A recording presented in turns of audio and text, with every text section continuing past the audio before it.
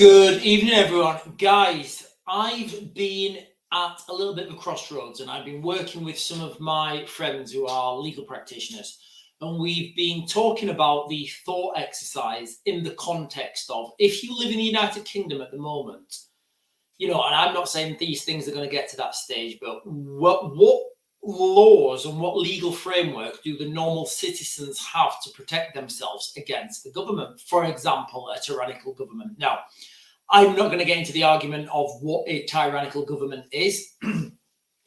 This was just thought exercise, and we were talking about frameworks and what there was in place. For example, if the government, all the government politicians went crazy for one day and they just started to pass ridiculous laws, and they were coming and they were implementing these laws legally, how would we resist those laws? Because, it's another 4 years until the election, so we can't really vote anyone out. If we resist a law that's being passed, that's illegal, no matter how ridiculous that law is. So anyway, let me just quickly, switch to the United States. Now, in the United States, they have something called the Second Amendment. And I'm going to read out of my little, I don't know if you can see that, my little, the United States Constitution. This was given to me by a good friend of mine who's American. So I've got the Second Amendment here, guys. And I'll just read what it says, and I'll read and I'll give you the interpretation. A well-regulated militia being necessary to the security of a free state, the rights of the people to keep and bear arms shall not be infringed. Now, what that is doing there is that's giving the people, and again, you've got to understand the context that this was written. That's giving the people who live in the United States, the abilities to form militias, to come together and to oppose government if they deem it necessary. Now, again, I don't want to get into, what would call upon that, but if you look, the Americans, this is a really big thing for Americans.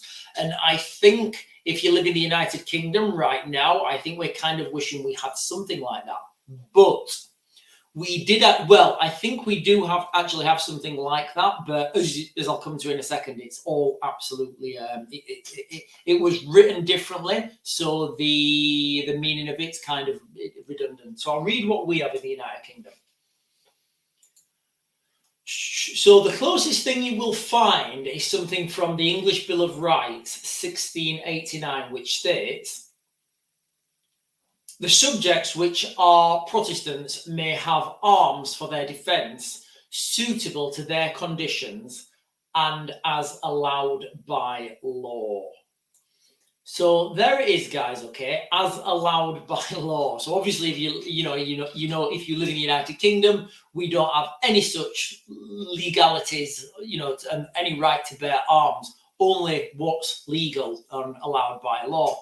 And I don't know whether that means kung fu or jiu-jitsu or whatever, but we certainly don't have the laws that you guys do in the United States. So whereas, and let me read the difference in the terminology again in the United States. Here we are, guys. A well-regulated militia, so that means that groups of people can come together, train, arm, rehearse, and be a competent force. Because when you come together as a force, you become greater than the sum of your own parts. Being necessary to the security of a free state, the right of the people to keep and bear arms shall not be infringed. So that's the main thing there, guys. The right to keep and bear arms shall not be infringed. And we're allowed to have arms for their defense suitable to their condition and as allowed by law. So it's kind of, absolutely irrelevant anyway, because in each context of that interpretation, we're not allowed, because it just doesn't make any sense. So the bill firmly established the principles of frequent parliaments, free elections, and freedom of speech. And again, we can argue about that within the parliament known today as parliamentary privilege. So what we've got there, guys, is an outline, and in the United States, there's a legal framework that people can have a right, to resist the government if they feel that's needed. In the United Kingdom, we don't have anything like that. I mean, the most that we can do really is a protest. And if I don't know if you guys have been watching, but in the United Kingdom, it looks like the right to protest is becoming more and more tightened up. In the, like I said in my video earlier, it looks like that if you go to a protest now and that protest then turns violent, even if it's got absolutely nothing to do with you, that protest turns violent and you're just stood there, you're caught up in the middle of it, you can then be, arrested. We've even got politicians now saying they're going to go and, go after people overseas, which means, potentially people in America, the British government could come and get you guys. I mean, if you're from America, how do you feel about that? Do you think the British police are going to come over and, start arresting people?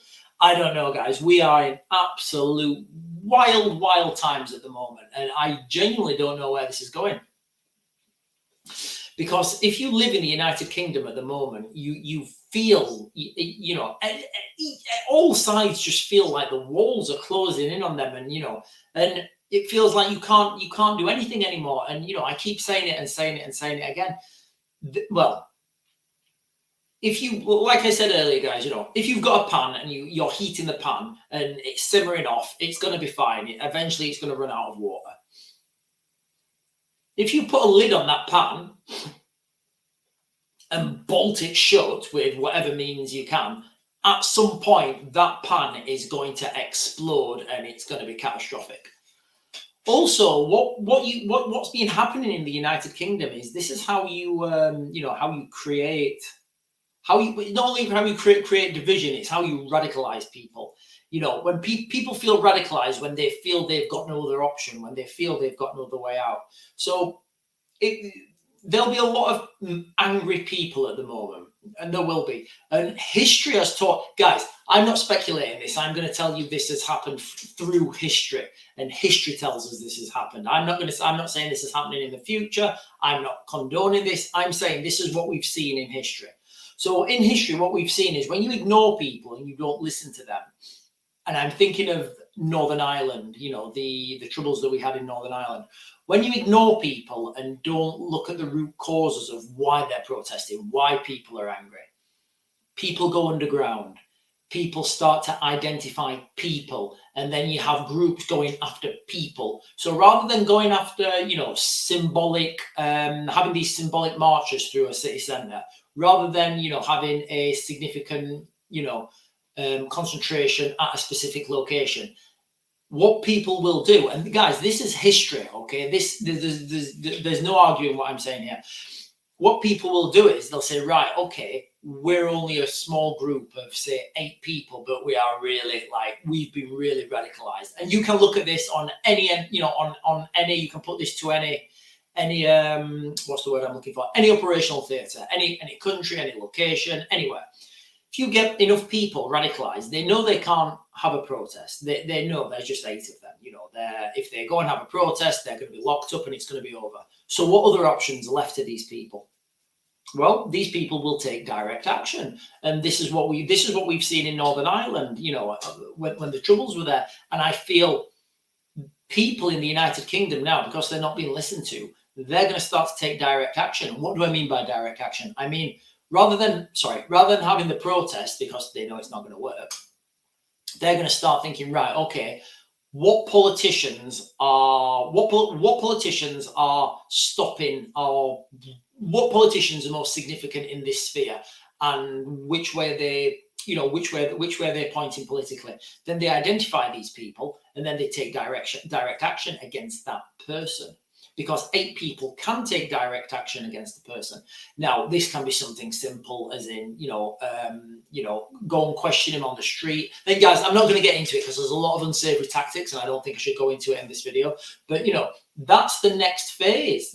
People will start to target MPs. People will start to target, these legal firms and their partners. Because that's what, if you watch my previous video when I think maybe Wednesday or something, when I said the game has changed because of this list that came out, well, this list wasn't, somebody didn't just wake up and think of this list. That list had been gone through meticulously, and each one of those locations had been pre-identified. So rather than having these big protests outside these NGOs offices, outside these legal firms, outside these visa application firms, what people will do is they will find out who the people are, the people running them, and then they'll try and intimidate them. Or, maybe they won't try and intimidate them. Maybe they'll just contact them and say, hey, do you know what? Can you please stop? Because we'd like it very much if you stopped. But history has taught us that this is how things escalate. And I fear that what the British government have done by just clamping down this lid, they're all gloating on the TV, about these things. But I don't think they understand what they're, because, the people in the military there'll be people there in the military advising them, and there'll be people in government who understand what's going to come from this. And I don't think they're stupid, so I can't see why they're clamping down so tight on this lid when everybody knows that, through history, name your conflict, you can go to,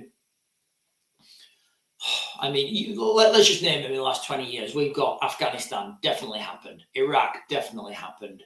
Northern Ireland, obviously, definitely happened. There's parts of Europe definitely happening. In Ukraine, it happens. When people can't do the big protests and they're radicalized because they feel they don't have a voice, they will go after people. And that's the really scary part of this. And because the people are so scared, then it's like what I said earlier,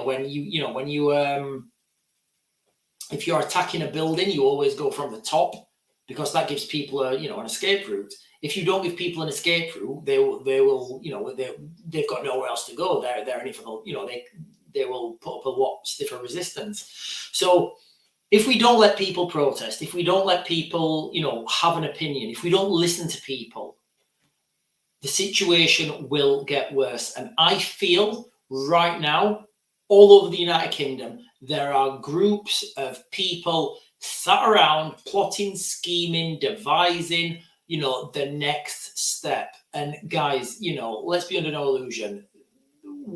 What we have in the United Kingdom at the moment, it's absolutely terrifying, especially if you live here. Guys, again, I've waffled on for far too long. I tried to get this under 10 minutes. Guys, if you've not done so already, please give me a like and a subscribe, and I will give you another video later on today. But I have no idea what I'm going to talk about. I'll probably give you the news update.